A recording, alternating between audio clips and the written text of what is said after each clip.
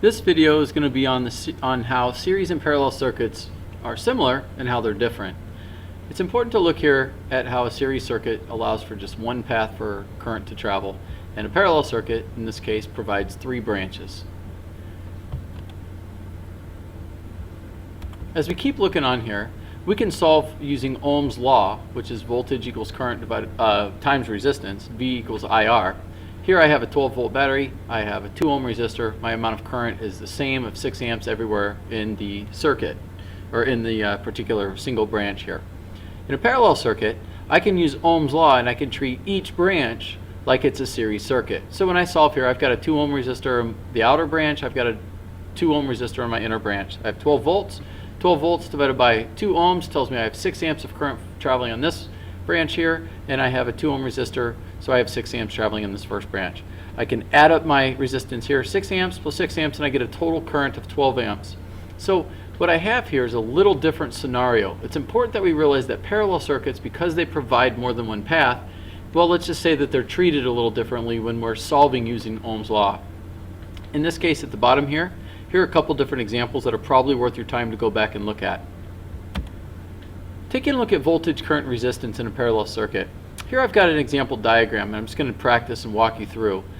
Here I have a 3-volt battery, and I have 3 ohm resistor here, and I have a 6 ohm resistor here.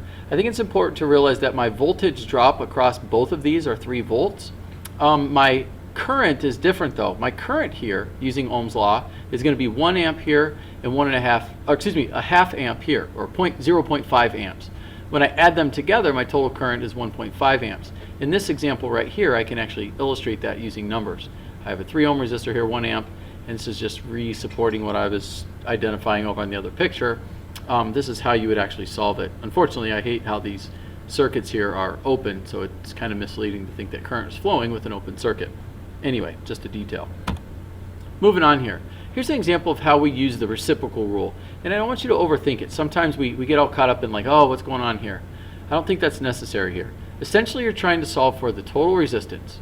Total resistance, noted here by R, is going to equal 1 over the resistance of branch 1 plus 1 over the resistance of branch 2 plus 1 over the resistance of branch 3.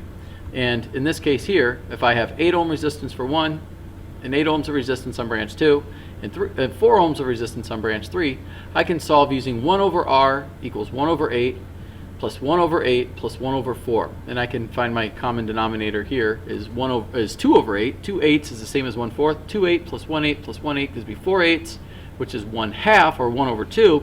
But the reciprocal rule comes into play. Remember, I have to flip 1 over 2 to solve it for 2 ohms. So it's 2 over 1. Based on that, I can then ask you to solve for, well, what is the current in individual branches? Branch 1, branch 2, or branch 3? Or I can ask you what the total current is altogether. So in each of these cases, I can apply Ohm's law. I can get the total current here by taking, I have 10 volts divided by 2 ohms of resistance to get 5 amps. Or I could solve this by knowing I have 10-volt battery divided by 8 ohms of resistance on branch 1, that was provided here, and I get 1.25 amps in branch 1, 1.25 amps in branch 2, and 2.5 amps in branch 3. If I add up these total, I also get 5 amps. There's a couple different ways to solve that. Here we're talking about voltage drop. And before and early on, we talked about voltage drop when we had circuits that had the same resistance. Well, now we're going to change the rules. We're going to change the amount of resistance on the branches.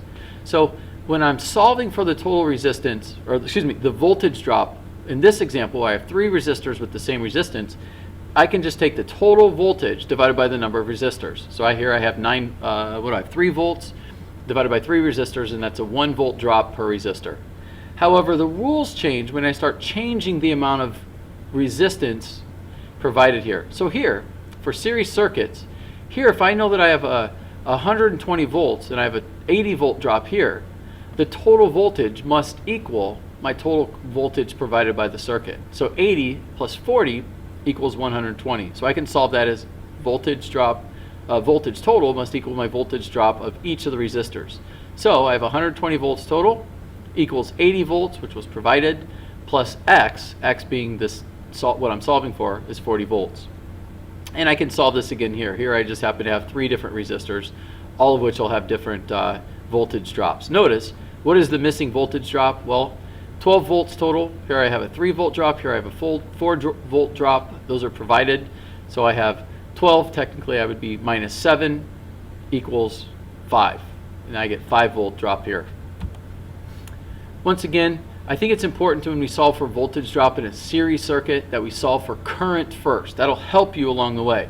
And then you can solve for voltage drop using current and resistance over each resistor.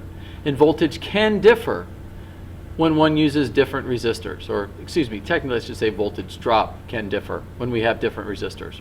So I want you to solve for the missing numbers, and I will likely post those on the answer key on the website, but I'm not going to go over each one of those on this lecture here. That's not the scope or scale of what I'm trying to do.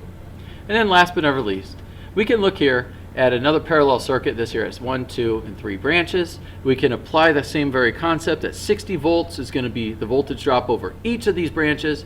Because they have different resistance, here 5 ohms, 10 ohms, and 15 ohms, we will then need to find for the current for each of the branches.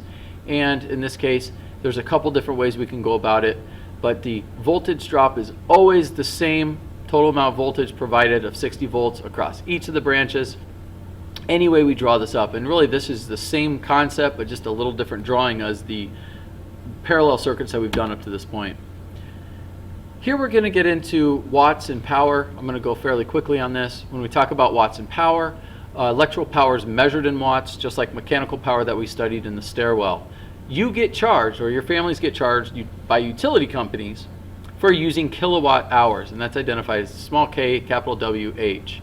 1 kilowatt hour is a lot of energy, 3.6 million joules.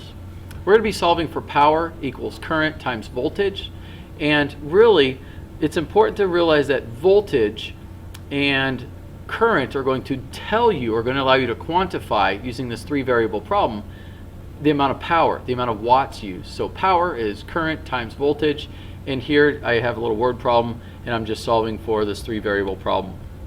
And then last but never least, I think, you're going to be solving for how much different appliances and how much power they use. And you're going to be charged X amount of money for it. And you'll need to read this on your own.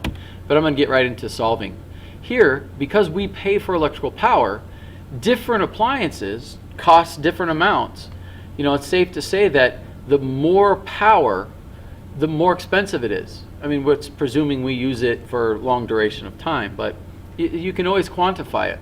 And here it's important you make sure you understand that there are 1,000 watts in a kilowatt, so 3,000 watts equals 3 kilowatt hours here.